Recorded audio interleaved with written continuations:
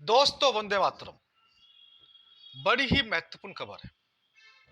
Share market धड़ाम होता जा रहा है, बिल्कुल ध्वस्त हो गया। और आखिर कौन वो लोग हैं जो कि शेयर मार्केट को ध्वस्त करना चाहते हैं?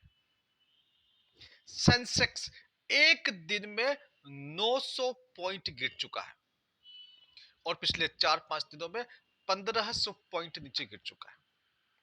निफ्टी एक दिन में 338 पॉइंट गिर चुका है। ये गिरावट हमको हर्षद मेहता कांड की याद दिलाती है। और एसबीआई के शेयर में जो गिरावट थी वो लगातार जारी है और आज एसबीआई का शेयर 12-13 पॉइंट और गिर गया, जो कि 1.62% होता है। और कुल मिलाकर के एसबीआई के शेयर पिछले 5 दिनों में 4.5% से लेकर के 5% तक गिर चुके हैं। और शेयर मार्केट में जो छोटे निवेशक थे, जो छोटे जो इंसान अपनी बचत को लगाता था, उनके 14 लाख करोड़ रुपया एक दिन के अंदर समाप्त हो गया। एसबीआई के शेयर में जो पिछले 5 दिनों से गिरावट आई है, उसकी वजह से लगभग 50,000 करोड़ रुपये से 60,000 करोड़ रुपए के बीच में लोगों का नुकसान हो गया। आखिर ये समझना होगा कि कौन लोग हैं, आखिर वो लोग कौन है जो चाहते हैं कि एसबीआई के शेयर गिरे और ये क्यों गिरा।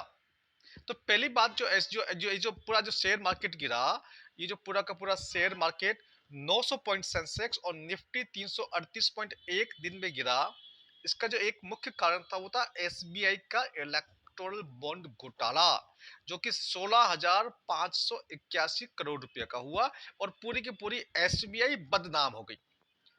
पूरा का पूरा एसबीआई के बारे में लोगों की आम धारणा यह हो गई है कि यहां पर काले धन को सफेद और सफेद धन को काला किया जाता है।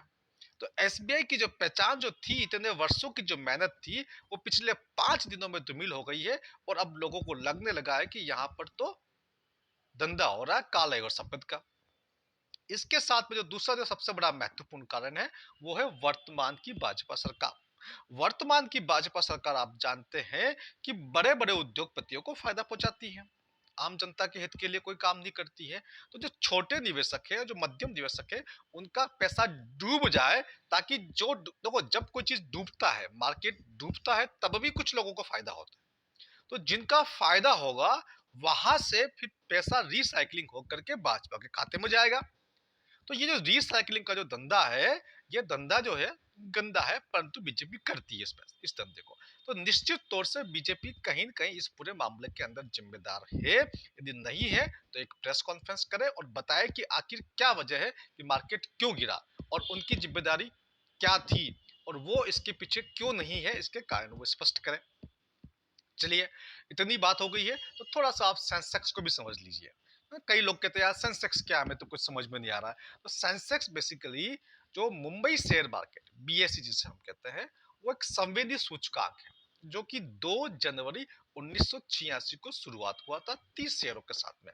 आज की तारीख में बीएसई में 4,700 से अधिक कंपनियां सूचीबद्ध है और पूरी दुनिया का ये सबसे बड़ा व्यापार है, पूरी दुनिया का सबसे बड़ा शेयर मार्केट इसको आप कह सकते हैं। तो ये जो चीज होती है, इसको कहते हैं कि प्राइस इंडेक्स, मूल्य आधारित सूचकांक होता है, जो कि इसकी जो गणना होती है वो विमुक्त प्रभाव पूंजीकरण के माध्यम से होती है, जिस मत का मतलब प्रमोटर, सरकार और संस्थानिक निवेशकों का शेयर इसमें शामिल नहीं होते हैं। तो ये जो अभी आपके सामने जो गिरावट हुई है, ये बड़ी ही महत्वपूर्ण और बहुत बड़ी गिरावट है और इसके पीछे निश्चित तौर से सरकार के लोग, सरकार में बैठे हुए लोग, उनकी पार्टी, उनके लोग जिम्मेदार है। तो मैं उम्मीद करता हूं दोस्तों कि आपको ये समझ में आ रहा होगा कि क्यों मार्केट गिर रहा है और भविष्य में और मार्केट गिर सकता है, इसकी तैयारी भी आप लोग कर लीजिए।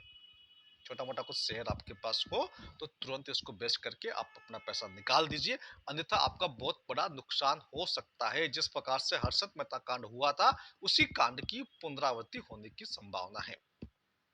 नमस्कार, वंदे मातरम, जय हिंद।